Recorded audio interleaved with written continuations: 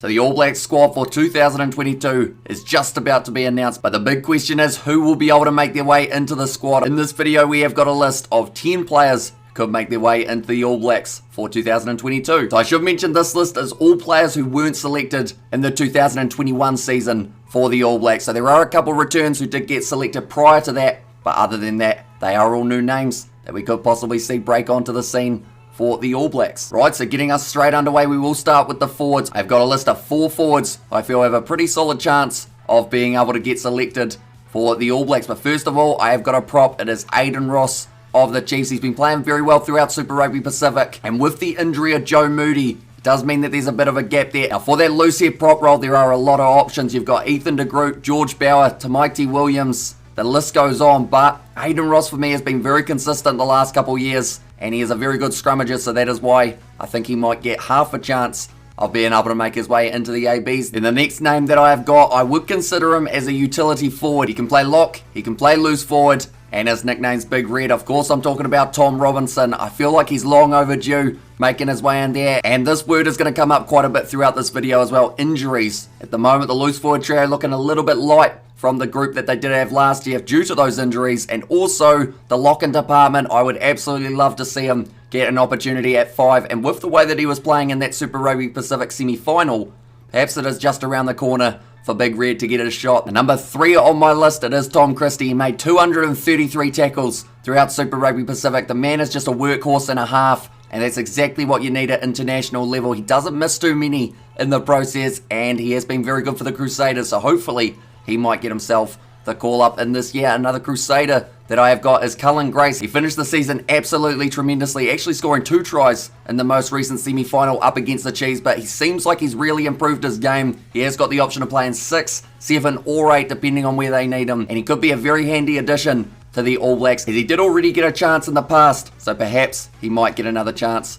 for 2022. Now we move on to the backs, and I will be starting with the centres. First centre, it is Jack Goody, recently returning from injury, has been looking pretty solid for the Crusaders since coming back, and he seems to be a guy that the All Blacks could really use in that centre combo. There are so many options, but now that Anton Lienert-Brown is out for the season, it does mean that opportunity for Jack Goody to sneak his way back into the side and cement himself as one of those options, it could be just around the corner. But he's very impressive, Jack Goody. Got quite a bit of size to him as well, which could be a handy combo if they do decide to put him in the midfield with the likes of a Rico Ioane. So that is why Jack Goody is going to be on this list. Then the next name that I have got, this one, it splits opinions big time.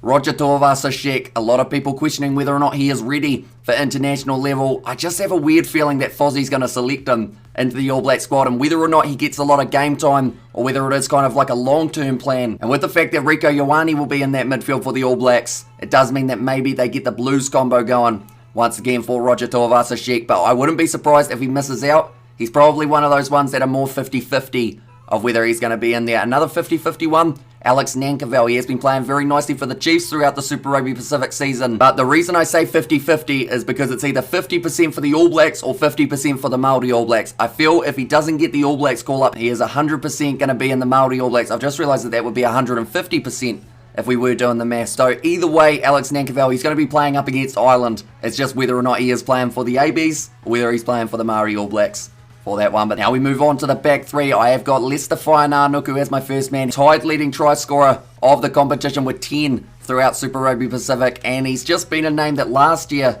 a lot of people thought was going to get the nod, and he did end up missing out, and I would say that this is probably one of the last chances for the All Blacks to lock him in before he goes overseas making the big money, and then possibly, who knows, maybe he plays for one of the Pacific Island teams in the future if the ABs don't give him the chance. He's got size, he's got speed, he's got an offload game as well when he uses it, and he could be a handy addition to the left wing side. Another left winger that I have got, it is Salisi Reasi, same as Nanook. He's got a good frame to be out on the wing, and also similar to Nanook, he was able to score a few tries throughout Super Rugby Pacific, 7 in total, and also 14 clean breaks, which was second equal for the clean breaks in the competition. But he is a dangerous player out on the wing, and if he does get the opportunity for the All Blacks, I feel he will be able to go pretty well in the process. Now the last name that I have got, it is Stephen Fetter, plays for the Blues, and the reason I've got Fetter is I know that the fly half options that they will go with for the All Blacks are going to be Beauden Barrett and Richie Moonga, but it's the question of who's going to be fullback. I know they've got Geordie Barrett, they've got Will Jordan as options, but whether or not they decide to have a bit of a reshuffle with Geordie recently playing a bit more at 12 and maybe Will Jordan from the past might slot back out onto the right wing.